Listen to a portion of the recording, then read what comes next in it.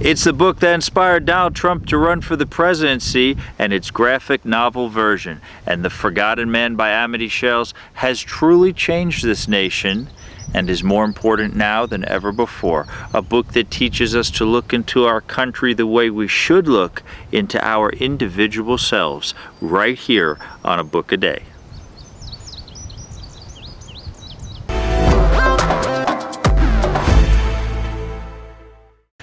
How do we define nationalism in America? Is the country's nationalism based on solid evidence pertaining to our concepts and way of life? Or is our nationalism based on nostalgia for the past and non-tangible beliefs about what we once were?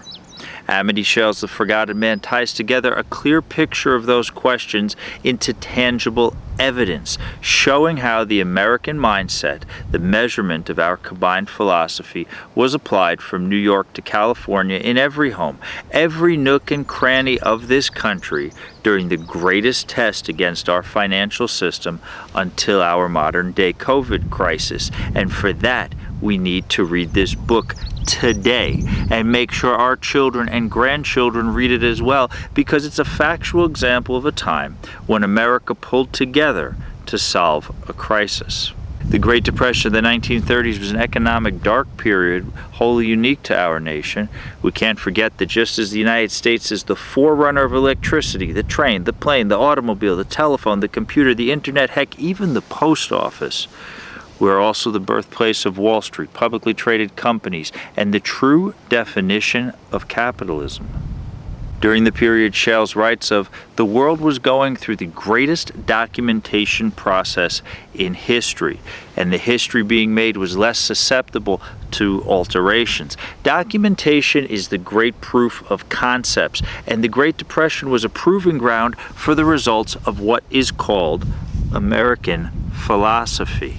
The ideals and principles that guided men like Andrew Carnegie and John Rockefeller, cementing in our national credo ambition in our lives that tells us we can all grab the bull by its horns, that we can all be something bigger than we are, and that we all have an opportunity to attain the highest positions in politics and power in this country, or at least to try.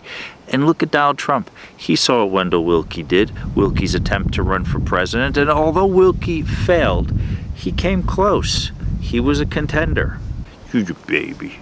You're my baby, Zeus. The stock market crash and the ensuing Great Depression mirrors the challenges we're facing in America today. The Great Depression gave birth to widespread faith, as defined by American philosophers who had to solve their economic woes by using their minds, men like Napoleon Hill and Dale Carnegie, and the Depression made intelligent Americans look deep into themselves.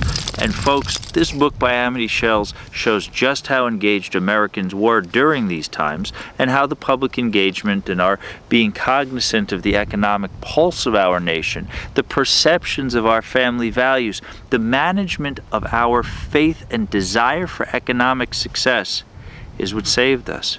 People, the adversity of the Great Depression forced us to work together to find solutions. One issue we're facing today in America that we did not face during the Great Depression, and it's sad, is that Americans today barely read. And the lack of knowledge, both general and specific, is what's keeping us down as a nation, in my opinion. This book is important to read because it details how government controls, restrictions really on the free market and drawdowns and preventative measures, they're not meant to make us super wealthy or enhance our position in the world. They're meant to keep us paying the bills. And these days, the people responsible for the constructions of these laws appear to be a few bricks shy of a full load. Perhaps if they understood the cause for government intervention in the free market, they might have a chance of tailoring together laws and programs that actually work to fix our current unemployment crisis, the crisis that is putting more stress than ever before on the measures codified through the New Deal to fix the Great Depression of the 1930s. And Trump, like Obama, and definitely like Howdy Doody Biden today, could have codified a lot more in this regard, but these guys get locked up in the 1600 Pennsylvania Avenue bubble, and that's when it all goes down the Bemis. Sales writes with great proving about America starting to face its demons head on via education and the application of recovery programs, be it economic initiatives, job training, and even recovery from alcoholism through the birth of Alcoholics Anonymous. And people, this type of social welfare, that's what this is only just now taking foot in many third world countries. The point is, we have the infrastructure for economic recovery in place now. It's been there since the 1930s. The question is, do we currently have the foresight to learn about what made it work? Or are we going to keep living in denial about the ship that we're sailing on not having a destination? Chill out, Zoe. Dimensionally speaking, we're further astray today in numbers, and sad but true is the fact that we're now facing a higher unemployment rate in many U.S. cities than we did during the Great Depression. But look at the recovery infrastructure we have in place. Look at the technological infrastructure we have in place. America, folks, is not out of this race by a long shot. In fact, we're the leader. But this is a boxing match. And as a country, we're in the ring and in the main event, and the only way to win a boxing match is to throw your arms up and punch.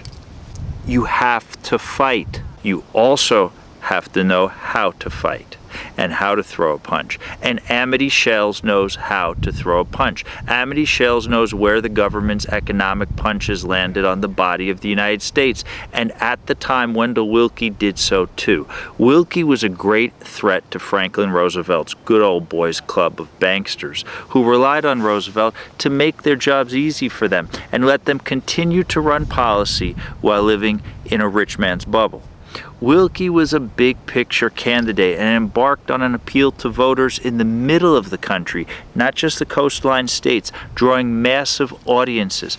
Donald Trump made a discussion of the forgotten men and women of America a central theme while campaigning. And this is a noble showing, if you ask me, because it does not take a partisan side. Highlighting the forgotten man is an appeal to our philosophical credo as a nation. Trump is a strikingly similar persona as Willkie. Like Willkie, Trump challenged the intelligence of letting lobbyists, bankers, and corporations give us olive branches that are sewn into bills and floated by corrupt politicians as ways to do whatever they wanted with the people, something that is pervading today. To not read this book would be exactly what the people who have dumbed us down as a nation want us to do. To ignore our education's experiences as a country growing up. We have to know how the motor works before we can build a car. The same way we have to know how data transmits before we can build a server. Amity Shells has documented the most important example of how that process of economic recovery works and how the American people, not the banksters, led this recovery. Amity Shells shows how the American people led our nation to prevail economically. This book shows how the individual is the most important asset in America, bar none. Don't wait, click on the links below and order your copy today. This is a book we need to have for us and also for our children, as it examples solutions to the current situation we've found ourselves in. Until next time on A Book A Day, take care of yourself.